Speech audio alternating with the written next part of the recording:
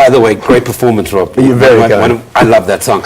Before we talk about the actual show, quickly, how did you guys get into the impersonating business and becoming a tribute artist? Quickly, let's start with you. Long story, but I'm going to make it quick. Everybody thought that I sound like her and acted like her when I had my band days in New York in the late 70s. So I figured, why not? Might as well do her. You know, but I was in a play. Yeah. I was in a play where And I then you portrayed. got paid for it. Yes, for sure. And for you? Actually, I was a bass player, singer-songwriter. I was a recording artist with RCA Records back in the 80s. Played bass with Joe Walsh, and people always told me I looked and sounded like Rod Stewart, so it was kind of a no-brainer. So, you know. So all those years later, you find yourself in South Africa impersonating probably two of the most iconic musicians and idols of our time.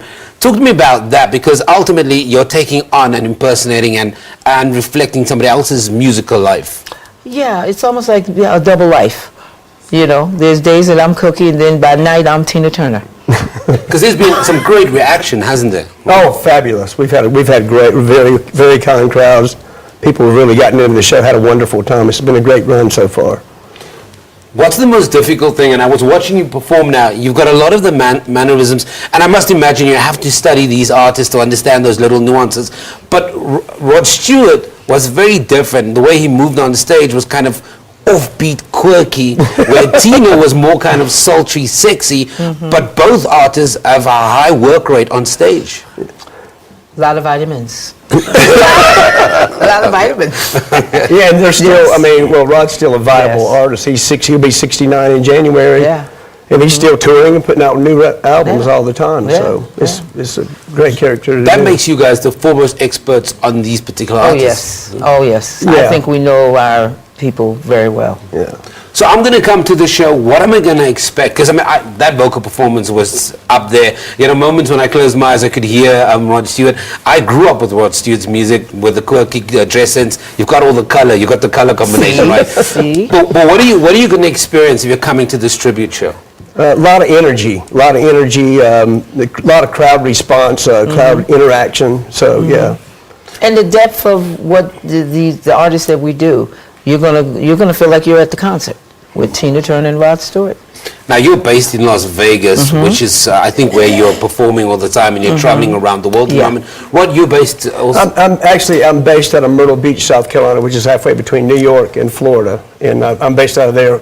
I'm a single father, so you know, it's a kind of a safe place to raise kids. So yes. What has the reaction been? And you've talked about the reaction here in South Africa, but we're talking about the around the world. Are you guys amazed at? I mean, you're professional singers anyway, but are you amazed at how people respond to the music? And were you aware before you came here that South Africans love these two artists? I sort of was, because I have a friend who played here about 18 years ago in Sun City at a casino. So I knew that they had to be aware of Tina Turner, because she was here for maybe 2 years. Yeah. You know, so I was ready to go. That's why I'm here. These artists are huge all over the world. We've been to Asia many times. Europe, we've been all over Europe. Going back. It's kind of an amazing career to see how big these people are in other countries, more so than in the U.S. and as where well. we live, yeah. Yes. Yeah. One of the other things that struck me about both these artists, I mean, Tina Turner just got married to a boyfriend who was 25 years a junior. Cookie's not. Hello. But do these shows become easier as time marches on, because the energy rate is... Yeah, honey, it's second nature. Second nature. People will stop me in a department store and say, "Can you do some Tina?" And I just say, "Well, you know, every now and then." Bam. Because you've actually met her. Oh, yeah. You spend some time with her. Yeah. Okay, so I'm sitting at home. This is a great night out.